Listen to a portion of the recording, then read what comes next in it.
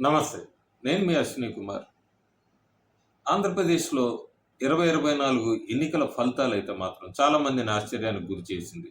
అంటే ఓటర్సు ఇంత వన్ సైడెడ్‌గా ఉంటారా? 2019లో వైఎస్ఆర్‌సీపీకి 151 ఇచ్చారు. 2024లో 164 స్థానాలు ఇచ్చారు. తెలుగుదేశం పార్టీకి 45% పైన ఓట్ షేర్ సాధించింది 2024లో. జనసేన అనూహ్యంగా 8.83 ఓట్ షేర్ సాధించింది. బీజేపీ కూడా అక్కడ 1% కన్నా తక్కువ ఉన్న ఓట్ షేర్ 2019లో ఈ కూటమి ఎలియన్స్ వలన లేదా మోడీ వలన ఈ ఫ్యాక్టర్స్ వలన 2.83% సాధించింది. వైఎస్ఆర్ కాంగ్రెస్ పార్టీ 2019లో 49.8 దాకా సాధించింది ఓట్ షేరు. 2024లో 39.67% ఓట్ షేర్. సో ఇదంతా ఓట్ షేర్సు 2024 అసెంబ్లీ ఎన్నికల ఫలితాలు. ఆంధ్రప్రదేశ్లో ఎన్డీఏ కూటమి 1 సంవత్సర పరిపాలన పూర్తయింది. చాలా సర్వేలు వస్తున్నాయి. ఈ సర్వేలన్నీ కూడా ప్రస్తుతానికి ఇంకా చాలా సమయం కూడా ఉంది. 4 సంవత్సరాల పైన ఉంది.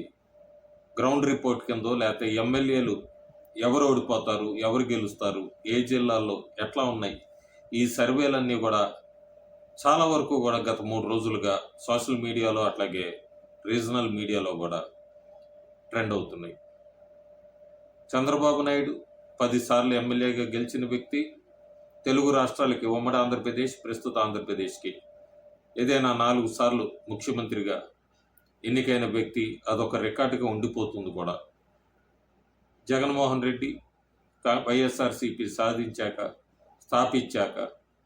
2014 ప్రతిపక్షంలో కూర్చున్నారు. 2019 ముఖ్యమంత్రి అయ్యారు. తర్వాత 2024లో ప్రతిపక్ష హోదా కూడా లేదు. సో ఓటర్స్ ఎటైనా లాస్ట్ మినిట్లో ఎట్లా టర్న్ అవుతారు ఏంటి అనేది ఇదొక హెచ్చరికను కూడా చెప్పచ్చు. ఓవర్ కాన్ఫిడెన్స్ పనికిరాదని చెప్పచ్చు. ప్రస్తుతానికి మనం ఈ 1 year రూలింగ్ గురించి మాట్లాడుకోవాలంటే టూ ఎర్లీ టు ప్రిడిక్ట్ అని చెప్పచ్చు. 1 సంవత్సర కాలం పరిపాలన ఒక కొత్తగా వచ్చిన కూటమి పార్టీకి ఏం చేయాలన్నా కూడా, ఎట్లా అడుగులు వేయాలన్నా కూడా సమయం అది తక్కువే అని చెప్పచ్చు.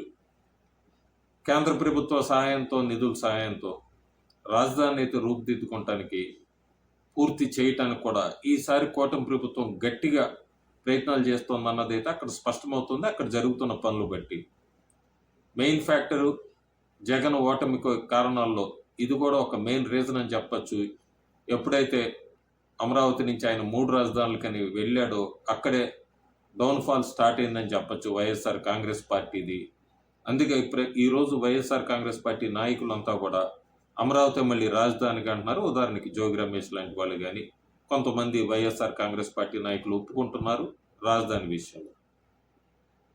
కూటమి నాయకులు కూడా ఎన్నికల ప్రచారం అప్పుడు వైఎస్ఆర్ కాంగ్రెస్ పార్టీ మళ్ళీ ఎక్కడ అధికారంలోకి వస్తుందో అని 6 గ్యారంటీస్ 6 హామీలు అంటూ కూడా ఆఖరికి ఇవ్వాల్సి వచ్చింది. అంత యాంటీ ఇన్కంబెన్సీ ఉంది అని ఊహించి పలు సర్వేలు కూటమికి ఇచ్చినా కూడా, కూటమి గెలుస్తుందన్నా కూడా ఎక్కడో లోపల ఒక డౌట్ సంశయంతో 6 గ్యారంటీస్ అని 6 హామీల్లో ప్రస్తుతానికి ఒక 3 హామీలు అయితే ప్రస్తుతం అనౌన్స్ చేసింది కూటమి ప్రభుత్వం. ఇంకా 3 చేయాల్సి ఉంది. ఇక్కడ చాలా కీన్ ఫ్యాక్టర్స్ 2-3 ఉన్నాయి. ఒకటి కరప్షన్ అయితే చాలా క్లియర్గా ఉంది. తొలిసారి గెలిచిన ఎమ్మెల్యేలు చాలామంది ఉన్నారు జనసేనలో, బీజేపీలో, అట్లాగే తెలుగుదేశం పార్టీలో. కరప్షన్ అయితే మాత్రం లిమిట్స్ దాటుతోంది, చాలా క్లియర్గా కనబడుతోంది. కరప్షన్ అరికట్టకపోతే అది యాంటీ ఇన్కంబెన్సీ కింద మారుతుంది రాబోయే రోజుల్లో. ఇది ఒక కూటమి ప్రభుత్వానికి ఒక గట్టి హెచ్చరిక అని చెప్పచ్చు. రెండోది లా అండ్ ఆర్డర్ సిచ్యువేషన్. మహిళల మీద అఘాయిత్యాలు కానీ, అట్లాగే హిందూ దేవాలయాలకు సంబంధించి వారాహి అమ్మవారిది జరిగిన ఇన్సిడెంటు, అట్లాగే తిరుమలలో ఇప్పుడు ప్రస్తుతం వినపడుతున్నది కూర్మి గ్రామంలో ఇస్కాన్ టెంపుల్ దగ్ధం అవటం, ఇవన్నీ కూడా చాలా ఇంపార్టెంట్. కూటమి వీటిని ఎవరున్నారు ఈ దాడులు వెనక ఏంటి అనేది నీకు తేల్చాల్సిన అవసరం ఎంతైనా ఉంది. లా అండ్ ఆర్డర్ సిచ్యువేషన్ కంపల్సరీగా కాపాడాల్సిన అవసరం ఎంతైనా ఉంది. జనసేన ఫ్యాక్టర్తో తీసేయలేం మనం. జనసేన ఫ్యాక్టర్ ఖచ్చితంగా కూటమి అధికారంలోకి రావడానికి యాడ్ ఆన్ ఫ్యాక్టర్ అని చెప్పచ్చు. ఈ యాంటీ ఇన్కంబెన్సీకి. జనసేనలో కూడా పవన్ కళ్యాణ్ తప్ప మిగతా వాళ్ళంతా గెలిచిన ఎమ్మెల్యేలు కానీ మంత్రులు కానీ ఎక్కడా మనకి పెద్ద ఫోకస్ పెట్టినట్టు కనపడరు వర్క్ మీద. ఏదో తూతూ మంత్రంగా ప్రెస్ మీట్స్లో అప్పుడప్పుడు మాట్లాడడమే తప్ప పవన్ కళ్యాణ్ చేస్తున్నట్టుగా మిగతా వాళ్ళలో ఎక్కడ మనకు కనబట్టలేదు. అది జనసేనకి ఒక డ్రాబ్యాక్ అవుతుంది రాబోయే రోజుల్లో. బీజేపీ 2.83% ఓట్ షేరు, అట్లాగే ఎన్నికల్లో గెలిచాక కూడా బీజేపీ ఎమ్మెల్యేలు ఎక్కడా కనబడరు మనకి. ఈ మధ్యకాలంలో సీఎం రమేష్ మీద కూడా సొంత గ్రామస్తులు ఎదురు తిరగటం కూడా చూసాము. ఇదంతా కూడా బీజేపీకి రాబోయే రోజుల్లో పార్టీ ఇలాగే ఉంటే ఎక్కడా కూడా ఎక్స్పాండ్ చేసుకోలేకపోతే ఆంధ్రప్రదేశ్లో బీజేపీని కూడా మర్చిపోవాల్సి ఉంటుంది. వైఎస్ఆర్సీపీకి అడ్వాంటేజ్ ఏంటంటే 40% సాలిడ్ ఓట్ బ్యాంక్ ఉంది. మొన్న ఎన్నికల్లో 13% ఓట్ షేర్ ఎక్కువ ఉంది వీళ్ళకన్నా కూడా కూటమికి. ఆ 13%లో కూడా జనసేనకి 8.83, బీజేపీకి 2.8%, అట్లాగే టీడీపీ సొంతంగా 40% ఓట్ షేర్ దాకా వెళ్ళింది. వైఎస్ఆర్సీపీ పూర్తిగా టార్గెట్ అంతా కూడా జనసేన మీద ఎక్కువ ఫోకస్ పెట్టింది తెలుగుదేశం అంటే కన్నా కూడా. వైఎస్ఆర్సీపీ ఫోకస్ ఎందుకు జనసేన మీద ఉంటుందంటే జనసేనని టీడీపీ నుంచి కనుక స్ప్లిట్ చేయగలిగితే వైఎస్ఆర్సీపీకి రాబోయే రోజుల్లో ఈజీ అవుతుంది అధికారం అన్నది. At the same time Janasena TDP నాయకులంతా కూడా బాగానే ఉన్నారు. కింద క్యాడర్లో మాత్రం చాలా చోట్ల గ్యాప్ కనబడుతుంది. ఇది ఆ రెండు పార్టీలు కనుక ఆ గ్యాప్ గురించి ఆలోచించి కవర్ చేసుకోలేకపోతే కింద క్యాడర్ మధ్య ఉన్న గ్యాప్ అది కూడా ఒక రెడ్ జోన్ అని చెప్పచ్చు టీడీపీకి జనసేనకి. తెలుగుదేశం పార్టీ మాత్రం లోకేష్ను ప్రొజెక్ట్ చేస్తోంది. లోకేష్లో కూడా 2023 ముందు ఉన్న లోకేష్ వేరు, 2023 తర్వాత లోకేష్ అని క్లియర్గా చెప్పచ్చు. చాలా మార్పులు వచ్చినాయి. లోకేష్ పాలిటిక్స్ చాలా తొందరగా నేర్చుకున్నట్టుగానే కనబడుతోంది. లోకేషే రేపు పొద్దున ఫ్యూచర్ ప్రాజెక్టు తెలుగుదేశం పార్టీ తరఫున. ఇక్కడ వీక్ పాయింట్ అలా లోకేష్ కనుక ఇట్లా రెడ్ బుక్ ఇట్లాంటి ఆవేశంగా వెళ్తే మాత్రం అది మళ్ళీ ఖచ్చితంగా టీడీపీ డౌన్ఫాల్కి లీడ్ అవుతుంది. ఇప్పటికే ఆంధ్రప్రదేశ్ పబ్లిక్లో ఈ రెడ్ బుక్ మీద ఈ ఎమ్మెల్యేలు లేకపోతే జర్నలిస్టుల మీద వీటన్నింటి మీద కూడా నెగిటివ్ అనేది అయితే ఒకటి స్టార్ట్ అయింది. సో అదొక తెలుగుదేశం పార్టీ రెక్టిఫై చేయాల్సిన అవసరం అంతేనా ఉంది. సో తెలుగుదేశం పార్టీ లోకేష్ను ప్రాజెక్ట్ చేస్తుంది, కానీ తెలుగుదేశం పార్టీ నాయకులు మాత్రం కింద లెవెల్లో ముఖ్యంగా ఈస్ట్ గోదావరి వెస్ట్ గోదావరిలో జనసేనకి టీడీపీకి అయితే గ్యాప్ అని మనం మీడియాలో చెప్తున్నాం, కానీ ఖచ్చితంగా గ్యాప్ కనబడుతూనే ఉంది. ఉత్తరాంధ్రలో మాత్రం బాగానే ఉంది వీళ్ళిద్దరి మధ్య. ఎన్టీఆర్ జిల్లా, గుంటూరు జిల్లా ఇక్కడంతా కూడా బాగానే ఉన్నారు, కానీ ఈస్ట్ గోదావరి వెస్ట్ గోదావరిలో ఆ గ్యాప్ని కవర్ చేసుకోకపోతే మాత్రం ఫ్యూచర్లో లాస్ అయ్యే అవకాశం ఖచ్చితంగా ఉంది.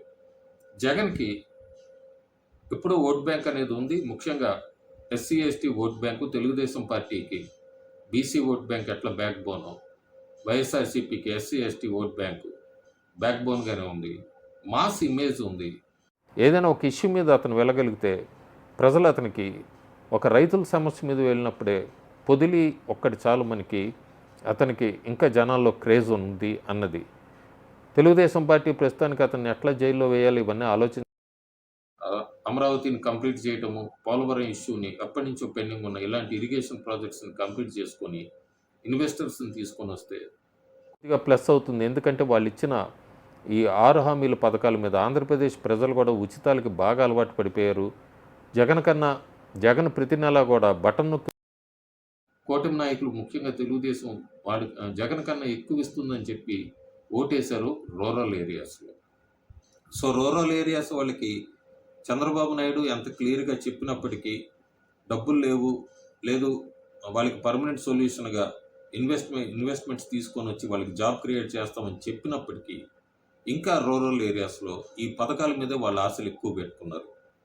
సో ఈ పథకాల గురించి ఆలోచిస్తారా లేకపోతే వాళ్ళకి జాబ్ క్రియేషన్ అనేది చూపిస్తారనేది కూటమి ఆలోచించుకుంటే ఆంధ్రప్రదేశ్లో అదొక సేఫ్ జోన్ కిందకి వెళ్తుంది ముందని చెప్పచ్చు. ఇంకా నెక్స్ట్ అప్పుల గురించి చాలా అప్పులు తీసుకొని వస్తున్నారు. ఆ అప్పుల్లో ఇప్పుడు దాకా పథకాలకు ఉపయోగించారా దేనికి ఉపయోగించారా అనేది అయితే ఒక లెక్క లేదు. ఖచ్చితంగా ఇంకొక సంవత్సరం తర్వాత జనాల్లో ఈ ఆలోచన మొదలవుతుంది. ఆలోచన మొదలు అయ్యే లోపలే ఆ క్లారిటీ ఇవ్వాల్సిన అవసరం ఎంతైనా ఆంధ్రప్రదేశ్ ప్రభుత్వం మీద ఉంది. ఇక్కడ 2 పాయింట్స్ ఉన్నాయి. ఆంధ్రప్రదేశ్ కూడా తమిళనాడులాగా అవుతుందా? ఒకసారి డీఎంకే, ఒకసారి అన్నా డీఎంకేకి అవకాశం ఇచ్చినట్టుగా ఆంధ్రప్రదేశ్‌లో కాంగ్రెస్ పార్టీని అయితే పూర్తిగా మర్చిపోవచ్చు. వైఎస్ఆర్‌సీపీ వర్సెస్ ఎన్‌డీఏ అవుతుంది. ఇదే రన్ అవుతుంది. కమ్యూనిస్ట్ పార్టీలు, కాంగ్రెస్ పార్టీలు ఒకవైపు ఉంటాయి. జగను కాంగ్రెస్ పార్టీ వైపు వెళ్తాడని అయితే నేను ప్రస్తుతం అనుకోవట్లేదు. సో, ఫైట్ మళ్ళీ ఎన్‌డీఏ వర్సెస్ వైఎస్ఆర్‌సీపీ ఉంటుంది. ఎన్‌డీఏ గూడా తెలుగుదేశం పార్టీ, జనసేన, బీజేపీ 3 కలిసే 2029లో ఎన్నికలకి వెళ్తేనే తప్ప సింగిల్‌గా అక్కడ ఏమైనా గూడా జనసేన బయటకొచ్చినా మళ్ళీ వైఎస్ఆర్‌సీపీకి అడ్వాంటేజ్ అవుతుంది.